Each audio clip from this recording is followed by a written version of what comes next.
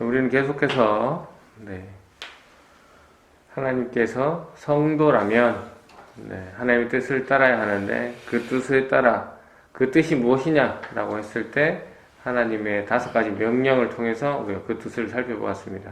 그 5가지 명령, 첫 번째 하나님을 사랑하라 였죠. 하이 제첨가, 제침가, 하나님을 사랑하고 이웃을 사랑하고 제자 삼고 침례를 주고 가르치고. 그래서 하나님을 사랑하는 것의 대표적인 표현 방법이 예배였습니다. 그래서 우리는 지금 예배의 시작점이 되는 구약의 제사를 통해서 예배란 무엇인가 하는 것을 살펴보고 있고요. 오늘은 그 중에서 이제 지난주는 소제에 대해서 우리가 먼저 살펴봤죠. 소제란 구약에 나오는 5가지 제사 중에 유일하게 곡식을 바치는 제사였습니다. 5가지 종류로 이 곡식을 바쳤는데요. 지난주에는 그 중에서 곡식을 갈아 바치는 소제물에 대해서 갈고 그 안에 올리브 기름하고 향을 더한 그런 부분을 우리가 함께 살펴봤죠. 고운 가루를 만들려면 곡식을 갈아야 하는데 가는 것의 의미는 나 자신을 가는 것이다.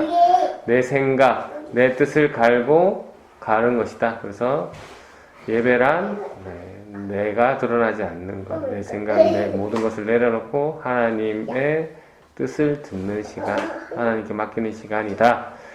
그리고 그 고운 가루에다가 올리브 기름이랑 향을 더하는데 이것은 귀한 것이다. 예배란 하나님께 나의 귀한 것을 드리는 것이다. 나의 귀한 것이 각자 다르겠지만 하나님께서 바라는 귀한 것이라는 것은 하나님 뜻에 순종하는 헌신이었다. 봉사였다.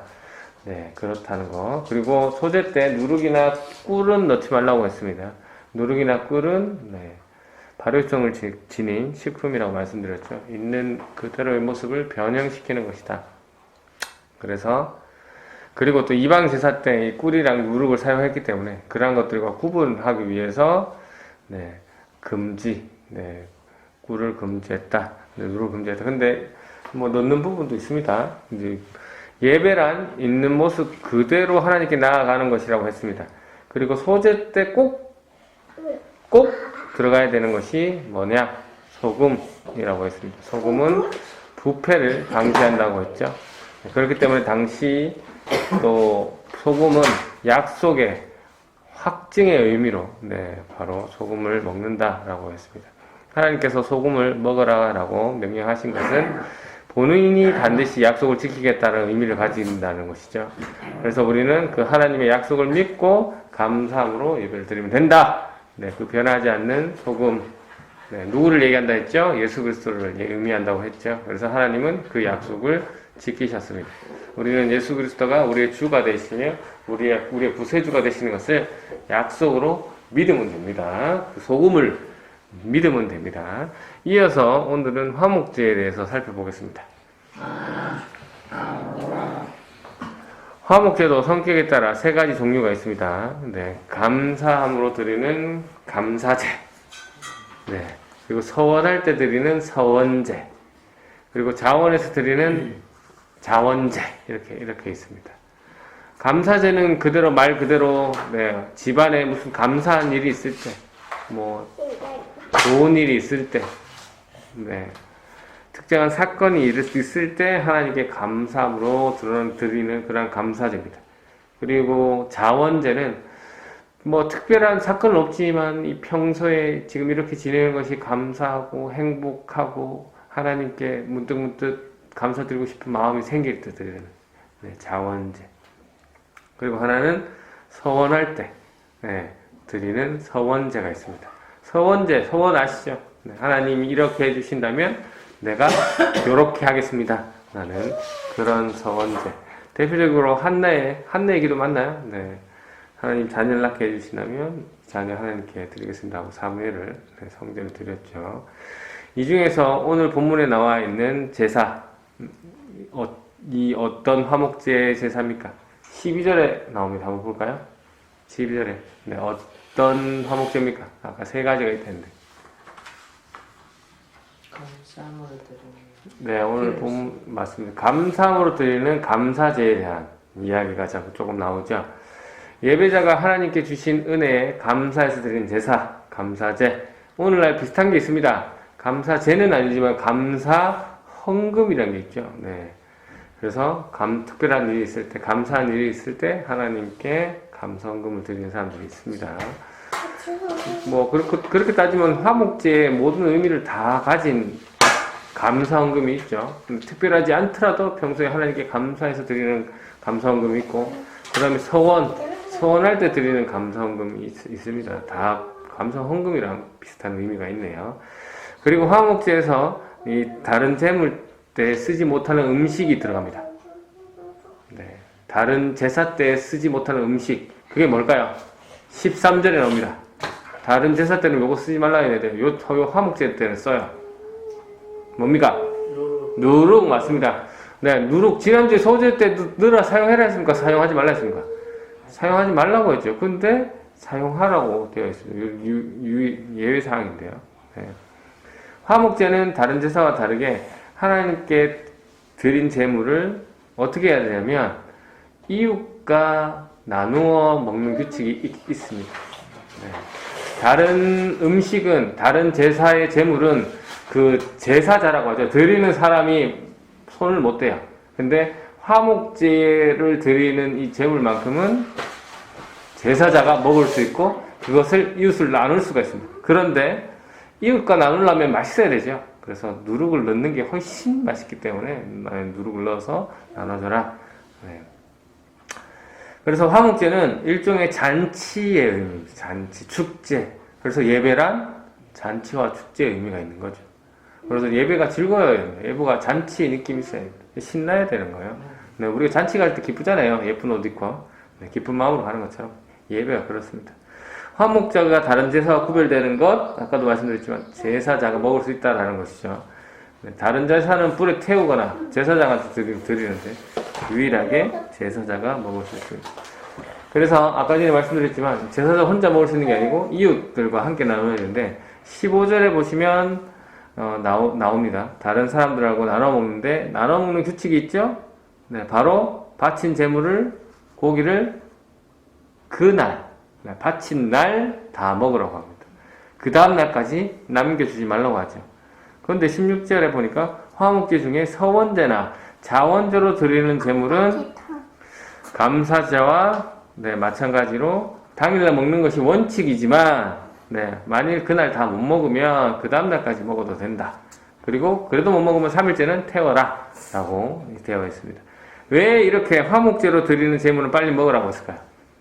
첫 번째 의미로는 이 화목제는 번제와 다르게 소, 양, 염소, 비둘기는 허용 안 됐거든요. 왜냐하면 나눠 먹어야 되기 때문에. 비둘기 나눠 먹을 게 없잖아요. 그래서 이 세 가지 중에 형편에 따라 자기가 드리고 싶은, 어차피 자원제니까 자기가 드리고 싶은 걸 드리는데 가장 좋은 그날 먹으라고 했으니까 이 그날 먹는 것을 가장 빨리 처리할 수 있는 방법이 뭡니까? 이웃과 나눠 먹는 거죠. 그래서 다른 성경 구절을 보면 일단 가난한 사람, 가난한 레위인들하고 나눠 먹으라고 되어 있습니다. 그래서 이 이웃과 나눌 때, 이 가난한 사람과 나눌 때 자기 마음에 드는 사람한테 주는 게 아니죠. 가난한 사람들이면 다 가난한 사람, 착한 사람도 있겠지만 나쁜 사람도 있을 거고 그 이웃 중에 나랑 사이가 안 좋은 사람도 있을 거고 그러나 하나님께서 나누라고 했으니까 나누는 겁니다. 네. 그런 의미. 예배도 마찬가지죠. 우리가 일단 예물은 형편에 따라 드리는 것입니다. 그리고 자원해서 드리는 것이죠. 그리고 기쁨으로 드리는 것입니다. 감사함으로 드리는 겁니다. 남들에게 보이기 위해서 드리는 것이 아니죠. 나를 과시하려고, 나를 드러내려고 드리는 것도 아닙니다. 말 그대로 감사, 하나님 은혜에 감사해서 드리는 것이죠. 그리고 예배란 앞에서 말씀드렸지만 축제입니다. 잔치, 즐거움, 그리고 즐거운 교제 시간이죠. 받은 은혜를 나누는 시간이 예배입니다. 예배. 나 혼자 예배 때 받은 은혜를 꾹 담고 있는 게 아니라 내가 이렇게 깨달았고 하나님이 이런 은혜를 주셨다라는 것을 나누는 것이 예배입니다. 그래서 여러분은 이 예배 때 받은 이 하나님의 주신 깨달음을 나누고 있는지 모르겠습니다. 아내에게, 남편에게, 자녀에게, 또는 친구에게, 아니면 함께 신앙생활을 하는 동료들에게 받은 은혜를 나누어야 합니다. 왜 그래야 합니까? 하나님이 나누라고 하시니까. 네, 우리는 순종하면 됩니다. 그리고 그 기쁨을, 그 은혜를 내가 나누고 싶은 사람이랑만 나누는 것은 아닙니다. 네, 사이가 좋지 않은 사람에게도 나누는 것이다. 자, 그래서 또 하나님께서 이 화목제물을 빨리 처리하라고 하신 이유, 제물이 오래 두면 상하니까 그렇습니다. 상하니까. 그 더운 지방이잖아요. 네, 그래서 고기는 뭐 하루는 먹을 수 있지만 한 이틀 되면 부식이 시작하죠. 2, 3일 되면, 3일 되면 아예 못 먹죠. 더울 때는. 그래서 하나님께 바친 제물은 성스럽고 거룩한 것이기 때문에 하나님께 드린 그 거룩한 것을 부패하게 하는 것은 하나님의 거룩을 무시하는 거라고 생각했기 때문에 네, 나누어라. 하루, 또 길면 이틀이 가지 않도록 나누어라. 그래서 결론적으로 화목제란 하나님과의 화목뿐만 아니라 네, 이웃과 화목을 위한 제사이다라는 거. 네. 하나님께 감사한 사건이나 평소에 감사한 일이 있을 때 또는 어떠한 소원을 했을 때 그 감사함을 하나님께 뿐만 아니라 네, 이웃과도 나누는 것. 네. 그래서 예배란 네, 하나님뿐만 아니라 네, 우리의 주위 사람들과 함께 화목하는 것이 예배다. 그래서 맨날 얘기하는 게 하나님을 사랑하는 사람은 이웃도 사랑한다는 거고 이웃을 사랑하는 사람이 하나님 사랑을 증거하는 거라고 말씀드리고 있습니다. 지난번에 말씀드렸죠. 네. 하나님과 화목한 사람이 이웃과 화목 못할 이유가 없습니다. 네. 하나님 사랑하는 사람은 네. 이웃에게 욕을 얻어먹는 크리스찬이 있다. 그러면 그 사람은 하나님과 네. 하나님과 화목하지 않을 네. 그런 확률이 아주 높습니다. 하나님께 감사해서 감사헌금을 드렸는데, 네, 주위 사람들에게 그 감사의 기쁨을 베풀지 않는 것은 한 말씀을 잘 모르는 겁니다. 네, 반드시 하나님을 사랑하는 사람은 이웃도 사랑하게 되어 있습니다. 그리고 화목제 안에, 서원제 안에는 하나님께 감사한 것이 이루어졌을 때 드리는 것이 화목제가 아니죠. 네, 이 서원제는 서원할 때 하나님께 드리는 것입니다. 이 말은 네, 하나님께서 이 서원에 대해서 어떠한 결과를 주시더라도 네, 감사함으로 받아들이겠다라는 것이죠. 반드시 내가 요구하는 하나님 요구해 주셔야지만 내가 요구하겠습니다 라는 그런 의미가 아니라 네, 감사제는 먼저 하나님께 네, 하나님 뜻대로 하시옵소서 라고 얘기하는 것이죠.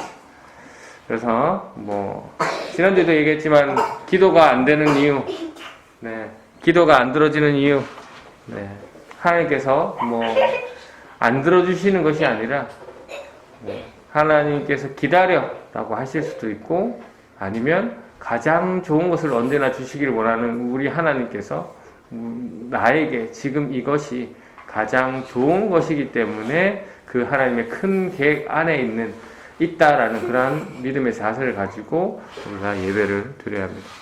이번 한 주간 네, 주어진 자리에서 네, 하나님과 화목하는 마음 그리고 그것을 이웃 사랑으로 실천하는 네, 그런 그리스도인의 삶을 사시는 저 여러분 되시기를 주님의 이름으로 축원합니다. 아멘. 감사합니다.